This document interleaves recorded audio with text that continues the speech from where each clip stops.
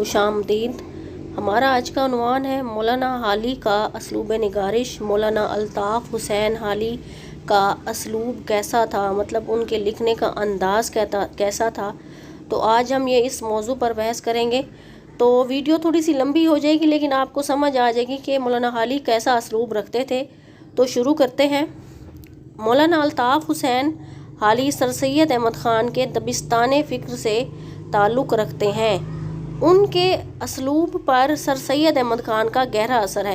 مطلب مولانا حالی کا اور سر سید احمد خان کا دبستان کہتے ہیں سکول کو، مطلب اسی فکر سے تعلق رکھتے تھے جس فکر سے سر سید احمد خان کا تعلق تھا، جو کہ سر سید احمد خان آپ جانتے ہوں گے کہ ان کا سر سید احمد خان خاص جو ہے مسلمانوں کی تربیت کے لیے لکھتے تھے یا کوئی بھی سرگرمی کرتے تھے، یا انہوں نے جو بھی ادارے قائم کیے مسلمانوں کی فلاح کے لیے جو ہے قائم کیے۔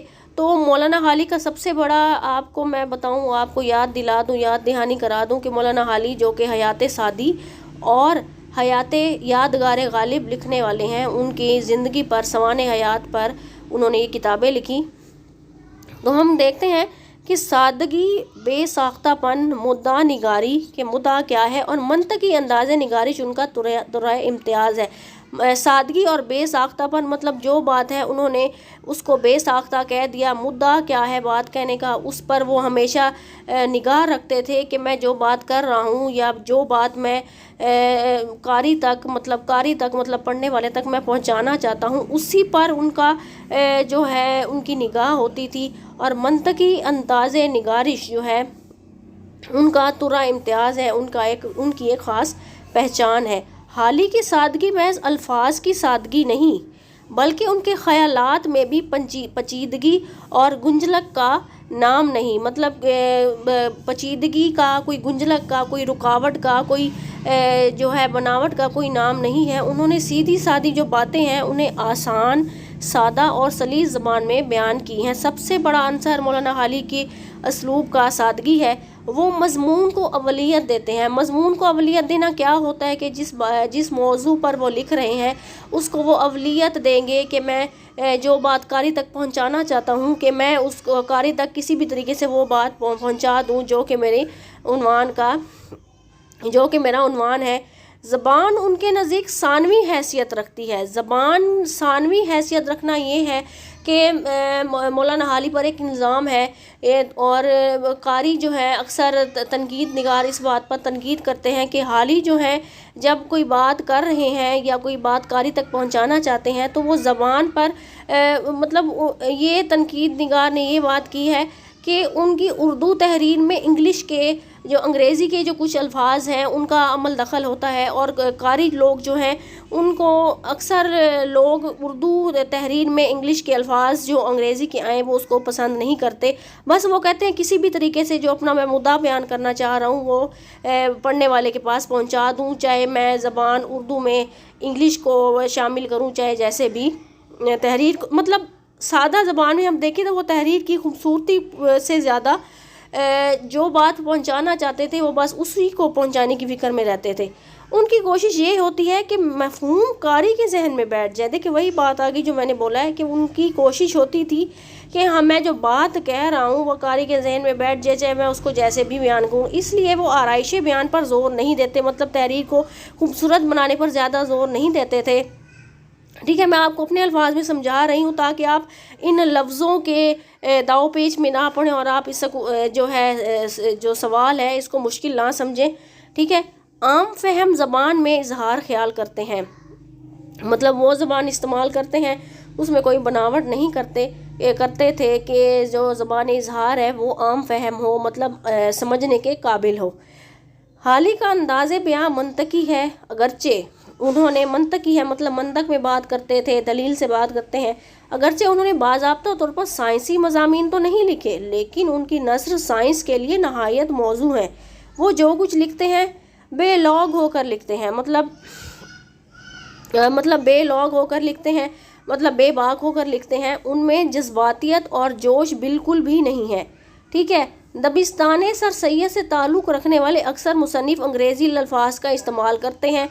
दबिस्तान सर सैयद से ताल्लुक़ रखने वाले लोग अंग्रेज़ी का इस्तेमाल क्यों करते हैं? मैं आपको बताती हूँ कि सर सैयद अहमद ख़ान का एक ख़ास मिशन था। आप जानते होंगे कि वो चाहते थे कि मुसलमान अगर तरक्की करना चाहते हैं तो हम जानते हैं कि उस वक्त हिंदुस्तान पर उस वक्त अंग्रेज़ों की हुकूमत थी, तो अगर वो तरक्की करना चाहते हैं तो उनको अंग्रेज़ी ज़बान मुसलमानों को सीखना पड़ेगी।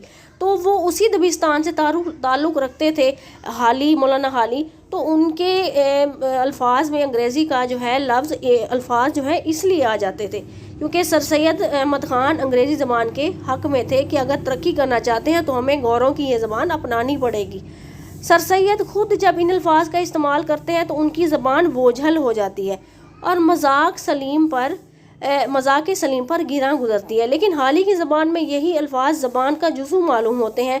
उन्हें पढ़कर कोई तकल्लुफ़ और तसन्नो का एहसास नहीं होता, मतलब कोई बनावट का एहसास नहीं होता कि उन्होंने कोई बनावटी लफ्ज़ जो है इस्तेमाल की हैं। मौलाना हाली के असलूब की चेदा खसूसियात ये हैं, हम ये पॉइंट्स में पढ़ेंगे तो हमें आसानी हो जाएगी।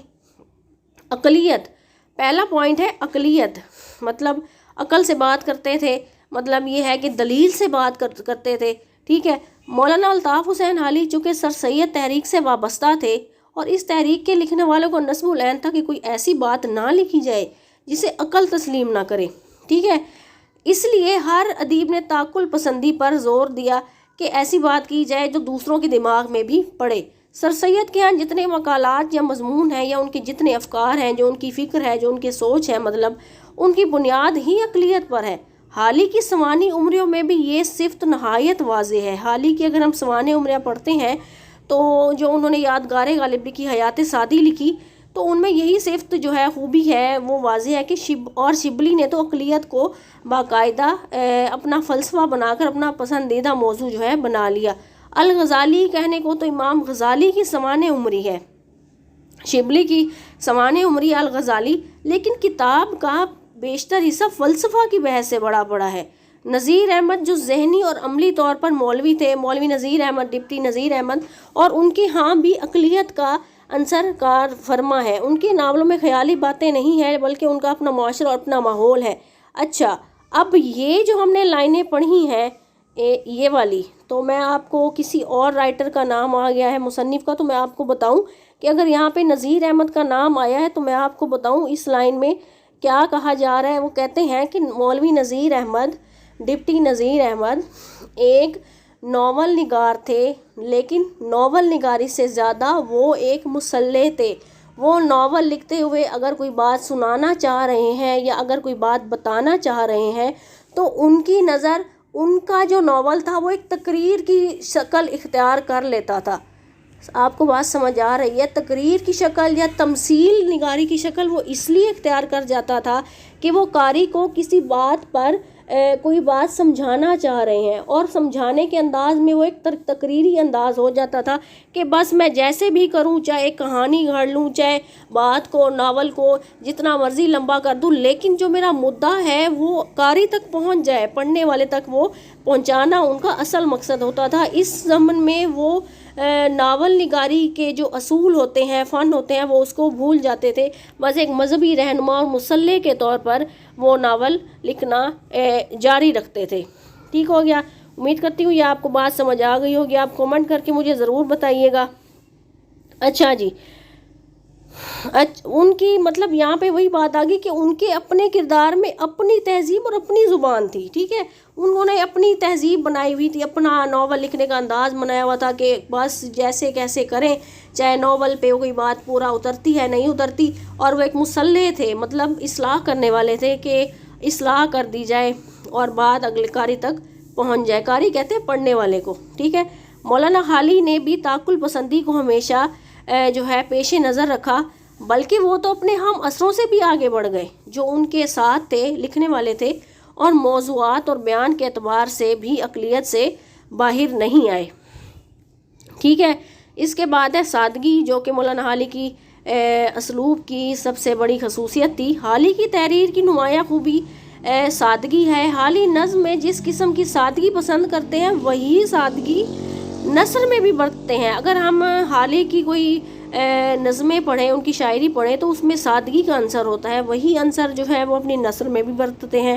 اس ضمن میں وہ مانوس اور رواں لفظ استعمال کرتے ہیں، وہ غریب، ثقیل اور مغلق الفاظ کے استعمال سے گریز کرتے ہیں کہ بھئی بیٹھ جائیں الفاظ کا چناؤ کرنے کے لیے، کوئی ثقیل مشکل سے الفاظ لے کے آ جائیں جو سمجھ سے باہر ہوں، اور مطلب وہی بات کرنی، وہی الفاظ استعمال کرنے جو قاری کی سمجھ میں بھی آ جائے، اور اپنا جو وہ کہنے کا مقصد ہے، جو بات کہنا چاہتے ہیں وہ بھی سادہ انداز میں کہہ دی۔ مزید برآں وہ نثر کو سادہ اور سلیس بنانے کے لیے ہندی الفاظ کا استعمال بھی جو ہے مناسب سمجھتے ہیں۔ ہندی کے الفاظ کے لوچ اور مٹھاس سے حالی کا طرز بیان اور لطیف ہو جاتا ہے۔ ہندی کے الفاظ کا لوچ کہتے ہیں، ہندی کے الفاظ کا جو چناؤ ہے، یا ہندی کے الفاظ کا جو طریقہ ہے، چاشنی ہے، اس کا جو ایک مزہ ہے، اور مٹھاس جو ہے حالی کا طرز بیان اور لطیف ہو جاتا ہے، ٹھیک ہے۔ ہندی کے الفاظ اس لیے استعمال ہوتے تھے کہ اس وقت اردو اور ہندی کے الفاظ ہیں، مسلمان اور ہندو کٹھے رہتے تھے، تو الفاظ ظاہری بات ہے تو ان میں آ ہی جانے ہیں، تو ساتھ رہنے کی وجہ سے مولانا کے نزدیک سادگی کا تعلق خیال اور حسن اداء دونوں سے ہے۔ مولانا کی نزدیک سادگی جو ہے اس کا تعلق خیال اور حسن دونوں سے ہے، مطلب سادگی کو بس مد نظر رکھتے تھے، اور بس خیال کیسا ہی بلند و دقیق ہو مگر پیچیدہ اور ناہموار نہ ہو، اور الفاظ جہاں تک ممکن ہو محاورے اور روزمرہ کی بول چال کے قریب ہوں۔ مطلب ان کا بس یہی تھا کہ وہ کہتے تھے کوئی پیچیدہ بات نہ کرو، کوئی ناہموار بات نہ کرو، کوئی مشکل الفاظ کا چناؤ نہ کرو، آپ میرے الفاظ پر غور کریں اور اپنا سوال آپ کا آسانی سے تیار ہو جائے گا۔ وہ کہتے ہیں جہاں تک ممکن ہو محاورے اور روزمرہ کی جو بات ہے اس میں ایسے بات کرو، اور اپنا جو مقصد ہے وہ قاری کے آگے رکھ دو۔ یہ کہتے ہیں مولانا حالی مقدمہ شعر و شاعری جو انہوں نے لکھا تھا تنقید پر، ان کی پہلی کتاب مولانا الطاف حسین حالی کی، اس میں یہ بات کی ہے۔ یہ کوٹیشن ہے، آپ ضرور اس کو ایڈ کیجئے، اس طرح کوماز لگائیں اور الگ اس کو لائنوں میں لکھیں جس طرح یہاں پر لکھا گیا الگ لائنوں میں، ٹھیک ہے نا۔ اس کے بعد آتا ہے جی ملائم لب و لہجہ، وہ اب یہ کوٹیشن ہے آرزو چودھری کی، وہ مطلب حالی کے بارے میں کہہ رہی ہیں کہ ایک نرم روح ادیب ہے، نرم زبان اور شریفانہ لب و لہجہ ان کا امتیاز خاص ہے، ٹھیک ہے۔ سر سید کی نثر میں بعض اوقات کرختگی، مطلب مشکل الفاظ اور ناہمواریت پیدا ہو جاتی ہے، ان کے مقابلے میں حالی کا لب و لہجہ ملائم اور لطیف ہے، سادہ ہے، سمجھنے کے قابل ہے۔ سر سید کی پیشکش میں منطقی رنگ زیادہ غالب ہے جو بے کیفی اور خشکی پر منتج ہو جاتا ہے، ٹھیک ہے، بلکہ حالی کی منطقیت شاعرانہ رنگ لے کر ابھرتی ہے اور تحریر میں خشکی نہیں آتی، ٹھیک ہے۔ ویسے بھی حالی سر سید کے برعکس منطقی کے بجائے سائنسدان زیادہ ہے، ان کے یہاں سائنسی تشریح اور وضاحت زیادہ ملتی ہے، جبھی تو ان کے نثر میں جوش کی بجائے ایک قسم کا سکون موجود ہے۔ سر سید احمد خان کی جو نثر تھی یا ان کی تحریریں تھیں، جو ان کی کتابیں ہوتی تھی، تو اس میں ایک جوش ہوتا تھا کہ وہ ایک کامیاب مسلمانوں کی زندگی چاہتے تھے، اس کے لیے ان کے اندر ایک جوش تھا، ایک جذبہ تھا کہ مسلمان بھی جو انگریز مسلمانوں کے ساتھ سلوک کرتے ہیں، برابری کا سلوک نہیں کرتے تھے ہندوؤں کے مقابلے میں، تو ایک جوش ہوتا تھا ان کی تحریر میں جو نظر آتا تھا، ٹھیک ہے۔ بنسبت حالی کے مبالغہ سے پرہیز، مبالغہ مطلب کوئی مبالغہ آرائی نہیں، کوئی اس میں کھینچا تانی نہیں، اس میں کوئی گول مول بات نہیں۔ حالی کی نثر میں مبالغہ آرائی کا عنصر نہیں پایا جاتا۔ ان کا خیال ہے کہ مبالغہ شاعری کی چند ایک اصناف میں تو جائز ہو سکتا ہے، مگر نثر میں اس کی گنجائش نہیں۔ نثر میں وہ فطری انداز کو پسند کرتے ہیں، مطلب بالکل سادہ سی ہو عبارت، مگر جب ان کا فطری انداز حد سے تجاوز کر جاتا ہے تو ان کی عبارت میں پھیکا پن پیدا ہو جاتا ہے، مطلب فطری انداز اس طرح کہ بالکل سادگی میں عبارت لکھنا۔ اچھا، اب آگے یہ آل احمد سر پر یہ کوٹیشنز ہیں، کوٹیشنز اس میں کچھ ہیں لیکن ضروری نہیں ہے کہ آپ ساری کرنے بیٹھ جائیں، لیکن کم از کم آپ کی سوال میں 2 سے 3 کوٹیشنز ہونی چاہیے، یا کم از کم آپ 2 تو ایڈ کیجئے، تو اس کا بہت اچھا اثر پڑتا ہے۔ اور میں آپ کو بار بار کہہ رہی ہوں کہ جب آپ کوٹیشن لکھیں تو اس کو الگ لائن سے شروع کریں، تو جیسے یہاں سے شروع کیا ہو ویسے 2 کوماز لگائیں، سٹارٹ میں اور اینڈ میں، جس طرح یہ ہے. تو تھوڑا سا یہ کوٹیشن پڑھ لیتے ہیں. ان کے مطلب حالی کی کیا کون ہے؟ آل احمد سرور. ٹھیک ہے، ان کے مطلب حالی کی جتنے رفیق، ان کے جو دوست تھے، عام اثر تھے، صاحب طرز ادیب تھے، لیکن زندگی صرف حالی کے طرز کو ملی. ٹھیک ہے، ان کا انداز بیان جو ہے اس کو زندگی ملی، باقی یا تو ختم ہو گئے یا ان کی کار فرمائی ختم ہو گئی. آزاد کی صنائی، نذیر احمد کا زور بیان. آزاد کی صنائی مطلب سنتوں کا استعمال کرنا، خوبصورتی پیدا کرنا. سر سید کی سادگی، شبلی کی رنگینی. سب اپنی اپنی جگہ خوب ہیں، لیکن آج نثر کا کیا رجحان ہے؟ حقیقت یہی ہے کہ حالی کا ہی طرز زندہ و پائندہ طرز ہے، جسے اردو کے ادیب اپنا سکتے ہیں، اور ایسے ہی طرز کو حیات جاوید نصیب ہوتی ہے. مطلب ہمیشہ وہ رہ جاتا ہے، کیونکہ ایک سادگی ہوتی ہے.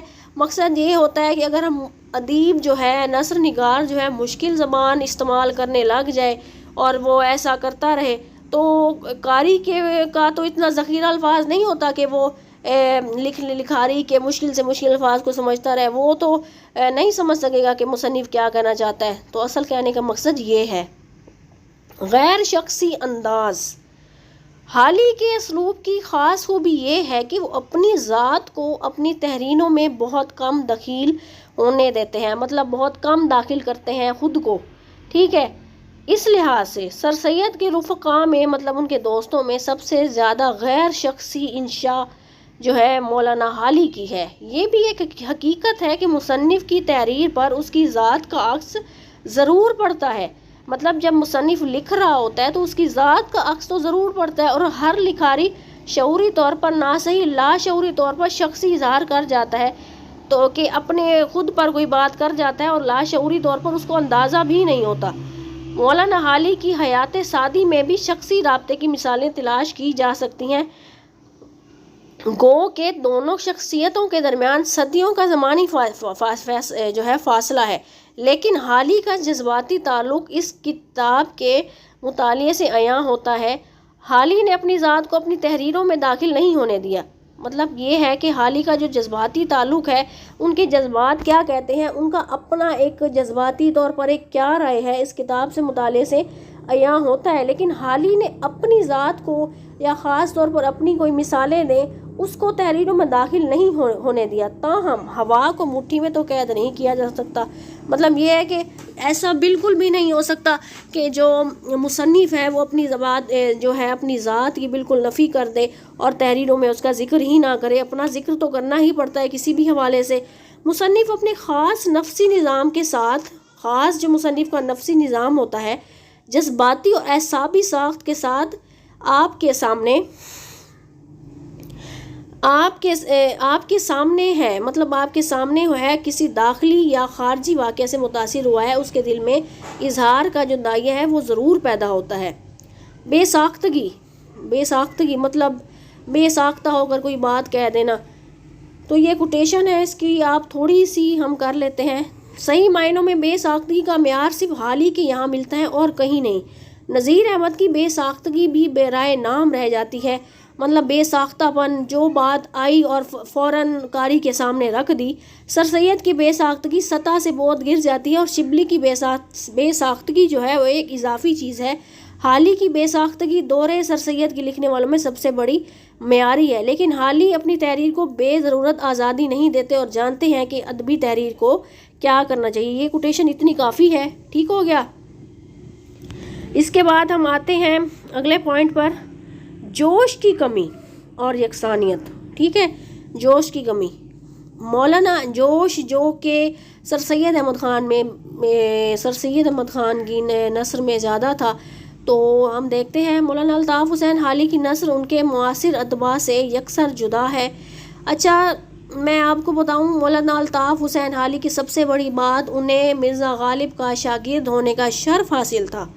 ان کی نثر میں نہ سر سید کا سا جوش اور زور پایا جاتا ہے، اور نہ آزاد کی رنگینی اور شگفتگی ملتی ہے، نہ شبلی کی سی نثر جیسی نزاکت اور لطافت ہے، خوبصورتی ہے.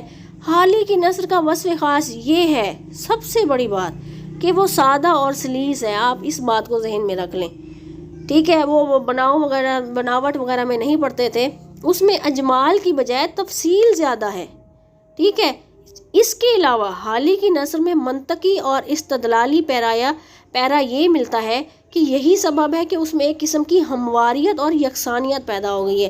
یہ یکسانیت اور ہمواریت ہر موضوع اور مضمون پر قائم رہتی ہے. مطلب ایک ہمواریت ہے جو ہمیشہ ان کی اس میں قائم رہی ہے. ایک یکساں انداز ہے بولنے کا لکھنے کا، وہ ہمیشہ ان کے ہر مضمون پر ہر موضوع پر جو وہ لکھ رہے ہوتے ہیں اس میں قائم رہتا ہے. حالی کی تحریروں سے ان کے جو نظریات کے ادراک کہتے ہیں سمجھنے کے ساتھ ساتھ ہماری معلومات میں اضافہ بھی ہوتا ہے. اس طرح ان کی نثر سے ادبی بصیرت بھی حاصل ہوتی ہے، مطلب ادبی سمجھ پیدا ہوتی ہے. ادبی مسرت نہیں کشیدگی کی جا سکتی، مگر اس بات سے اتفاق نہیں کیا جا سکتا کہ ان کی نثر میں موت کی مردنی اور پچھلے پیر کی دوپہر کی پجمردگی کہتے ہیں نا امیدی کو. ٹھیک ہے. ان کی تحریر سے متعلق ہم زیادہ سے زیادہ یہ کہہ سکتے ہیں کہ اس میں سکون، ہمواری اور ایک اعتدال ہے. ٹھیک ہے. یہ آگے کوٹیشن ہے تو آپ یہ رہنے دیں، ہم نے پہلے بھی کچھ کوٹیشنز کر لی ہیں، آگے بھی ہیں تھوڑی سی. مدعا نگاری مدعا نگاری کہتے ہیں کہ مدعا کیا ہے، بات کرنے کا مقصد کیا ہے، یا مضمون یا تحریر جو لکھ رہے ہیں اس کا اصل مقصد کیا ہے لکھنے کا.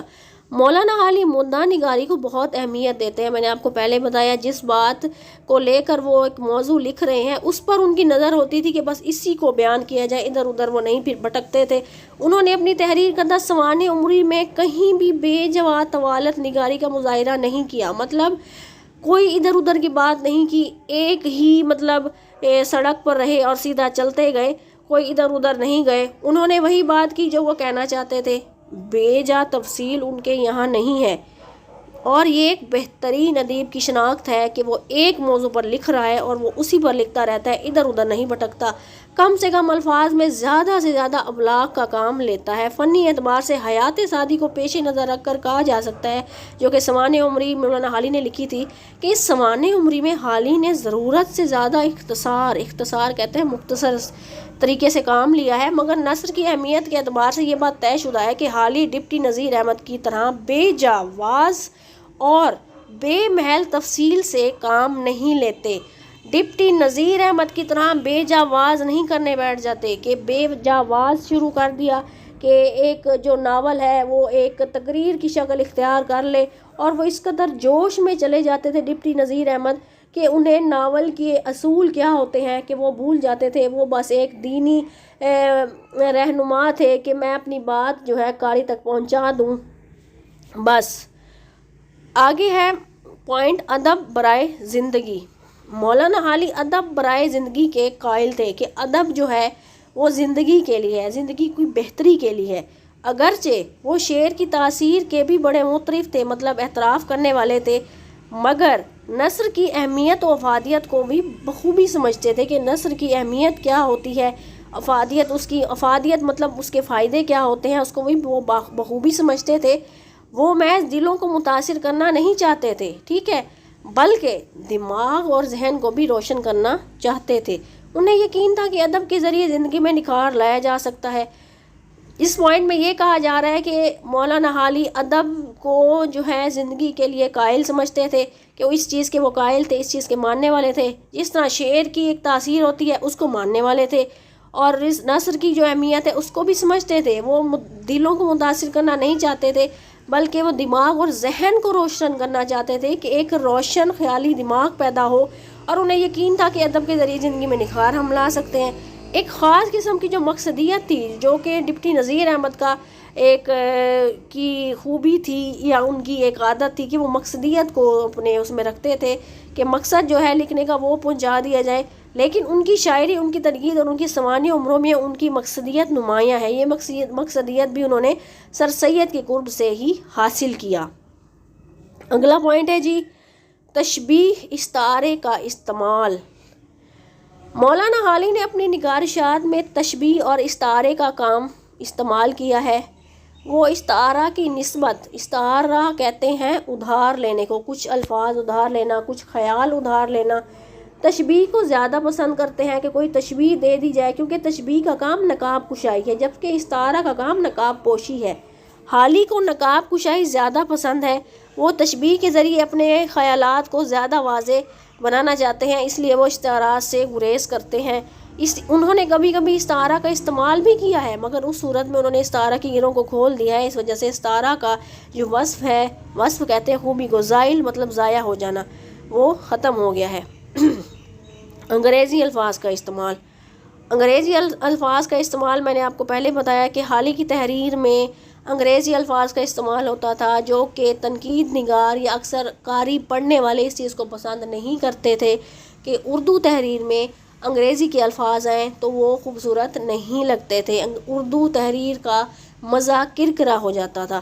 اچھا، بہرحال دیکھتے ہیں حال ہی کی تحریر کی ایک خامی، یہاں پہ لکھا ہوا ہے حامی نہیں خامی جو ہر خاص و عام کو کھٹکتی ہے، ٹھیک ہے، وہ انگریزی الفاظ کا غیر ضروری استعمال ہے۔ وہ حالانکہ ان الفاظ کی اکثر ہم معنی الفاظ اردو میں موجود ہوتے ہیں، مگر وہ انگریزی ہی کے الفاظ استعمال کرتے ہیں۔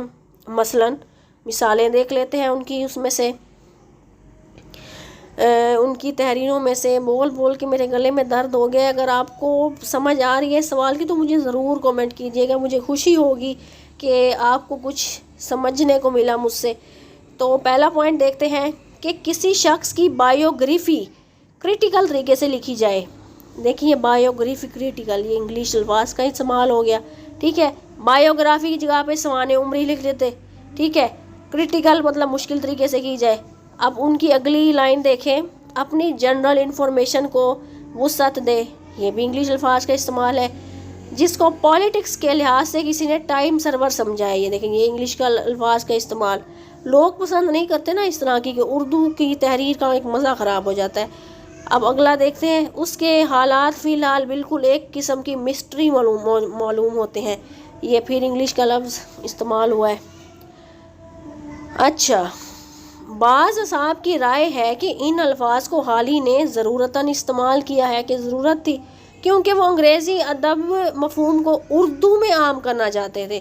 اس میں کوئی شک نہیں کہ ان الفاظ سے بڑی حد تک گریز کیا جا سکتا تھا، مگر حال ہی نے ان کو عمدن استعمال کیا۔ مطلب کہنے کا مقصد یہ ہے کہ گریز کیا جا سکتا تھا کہ نہ استعمال کیا جائے، لیکن حال ہی نے ان کو عمدن استعمال کیا ہے، وہ چاہتے تھے۔ ان کو کچھ انگریزی الفاظ کے استعمال کرنے کا شوق بھی معلوم ہوتا ہے، کہ ہو سکتا ہے وہ شوق رکھتے ہوں۔ پالیٹکس، فزیکل، میٹیریل وغیرہ کا استعمال مذاق سلیم پر گنا گزرتا ہے، مطلب انسان کی طبیعت پر کبھی اچھا نہیں محسوس ہوتا کہ اردو میں انگلش الفاظ ہیں۔